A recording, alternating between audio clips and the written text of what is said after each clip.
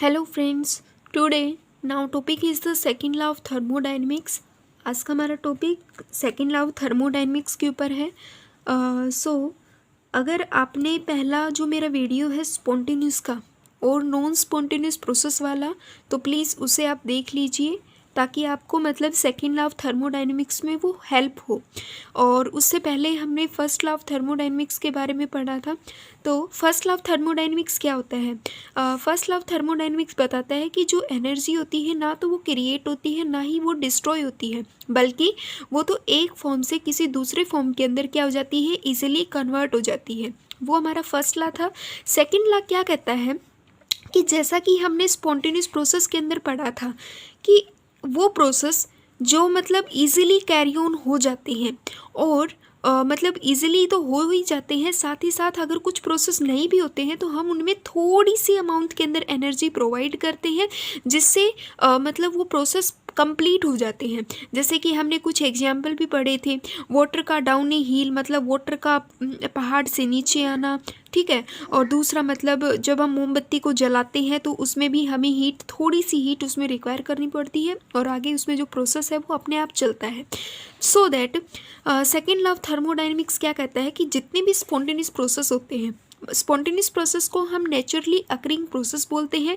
वो क्या होते हैं? थर्मोडायनेमिकली इरिवर्सिबल होते हैं। जैसा कि हमने पहली वीडियो में भी पढ़ा था कि जो आपके स्पॉन्टेनियस प्रोसेस होते हैं, जो आपके स्पॉन्टेनियस प्रोसेस होते हैं, जैसे कि वाटर का हील से मतलब नीचे आना, तो आप उसको हील से मतलब डाउन मतलब नीचे से ऊपर चढ़ा नहीं सकते। अगर चढ़ाओ भी की तो आपको बहुत ज़्यादा अमाउंट के अंदर मतलब एनर्जी रिक्वायर करवानी पड़ेगी। ये हमने पहली वीडियो में पढ़ा था। तो यही कहता है कि जो सेकेंड लॉ ऑफ थर्मोडायनेमिक्स की जो पहली डेफिनेशन है वो ये कहती है कि जितने भी स्पॉन्टेनियस प्रोसेस होते हैं आर नेचुरली अकरिंग प्रोसेस होते हैं और थर्मोडायनेमिकली इरिवर्सिबल होते हैं। कि जितने भी स्पॉन्टेनियस प्रोसेस होते हैं उनको हम नेचुरली अकरिंग प्रोसेस बोलते हैं और वो क्या होते हैं? थर्मोडायनेमिकली इरिवर्सिबल होते हैं। रिवर्सिबल और इरिवर्सिबल के बारे में भी आपको पता होगा। रिवर्सिबल वो प्रोसेस होते हैं जो मतलब जैसे कि वाटर है, ठीक है, आपके पास एक मतलब मैं आपको एग्जांपल लेके समझाती हूँ। आपके पास आइस के टुकड़े हैं, ठीक है। जब आप इसको हीट दोगे तो ये वाटर के अंदर ऐसे कन्वर्ट हो जाएगा। वाटर से जब आप उसको दोबारा से और हीट दोगे तो वो एज ए वेपर फेज में कन्वर्ट हो जाएगा। जब आप वेपर को मतलब कूल करोगे तो वो वापस से वाटर के अंदर आ जाएगा और वाटर को जब आप और थोड़ा कूल करोगे तो वो वापस से फ्रीज होके मतलब आइस में कन्वर्ट होगा। तो ये हो गया हमारे पास रिवर्सिबल प्रोसेस। एक ऐसा प्रोसेस जिसको आप मतलब रिवर्स नहीं कर सकते। जैसे कि वाटर जो है वो पहाड़ी से नीचे आता है तो आप नीचे से उसको ऊपर नहीं चढ़ा सकते। वो क्या होता है? इरिवर्सिबल होते हैं। तो जितने भी आप अपने नेचुरल प्रोसेस होते हैं, जैसे कि बरसात का बरसना, बादलों से जो बारिश आती है आप उसको दोबारा बादलों के पास नहीं भेज सकते।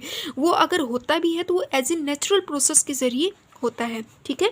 दूसरी डेफिनेशन क्या कहती है कि without the help of external agency, ठीक है, spontaneous process can not be reverse. मतलब बिना किसी एक्सटर्नल एजेंसी के, मतलब अगर हम जैसे कि पानी जो है वो ऊपर से नीचे आना बहुत आसान है, उसे नीचे से ऊपर चढ़ाना बहुत ही मुश्किल होता है। एज ए हम किसी भी पाइप के जरिए चढ़ाते हैं तो वो क्या होती है? हमारी कोई भी एक्सटर्नल एजेंसी होती है। स्पॉन्टेनियस प्रोसेस को मतलब कंप्लीट करने के लिए हमें बहुत ही ज़्यादा उसमें एनर्जी प्रोवाइड करवानी पड़ती है। जैसे कि ये तो क्या है, हमारे पास डेफिनेशन है और इनको याद रखना मतलब एमएससी लेवल पे भी, बीएससी लेवल पे भी और 12th लेवल पे भी मतलब आप इनको लिख सकते हो। Without the help of external agency spontaneous process can not be reverse. Heat can not by itself. Heat जो होती है वो आप सभी को पता है, मतलब हीट वाले रीजन से कोल्डर वाले रीजन की तरफ जाती है। कभी भी कोल्डर से हीट वाले रीजन में आपको अगर हीट ट्रांसफ़र करवानी होती है तो उसमें भी बहुत ज़्यादा अमाउंट में एनर्जी प्रोवाइड करवानी पड़ती है।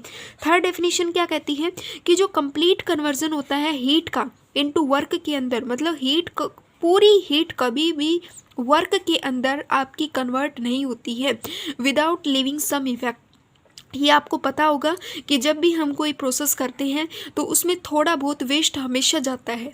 तो इसी प्रकार से जब आप कोई भी वर्क करते हो तो उसमें ये जो हीट होती है वो हमेशा लॉस होती है। कंप्लीट कन्वर्जन होता है हीट का वर्क के अंदर, वो क्या होता है, इम्पॉसिबल होता है।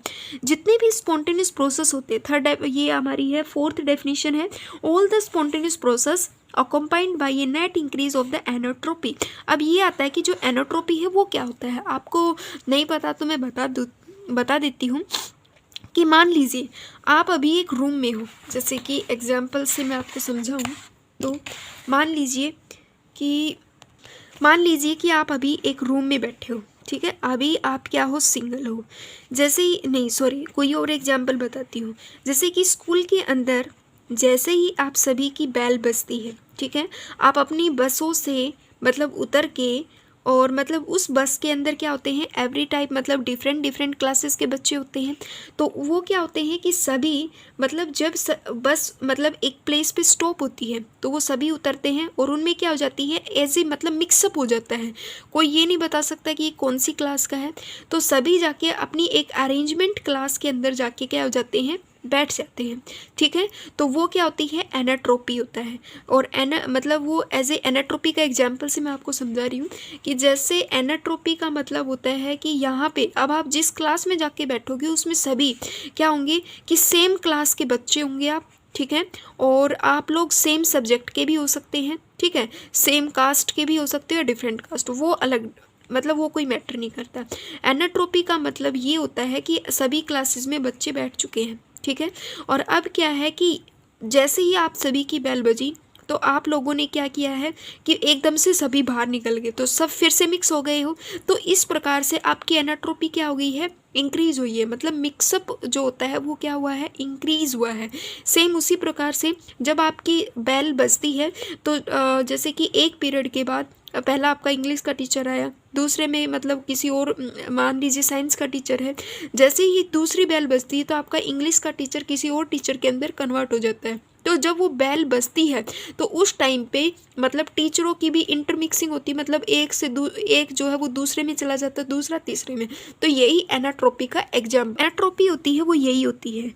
आई होप आपको एनाट्रोपी समझ में आया होगा। टोटल एनाट्रोपी चेंज होता है, मतलब आप जैसे कि एनाट्रोपी होता है सिस्टम का, सिस्टम अभी हमने पढ़ा था कि जहाँ पे हम होते हैं वो सिस्टम होता है, हमारे हमसे जो टच में होता है वो क्या होता है, कंप्लीट सराउंडिंग होता है।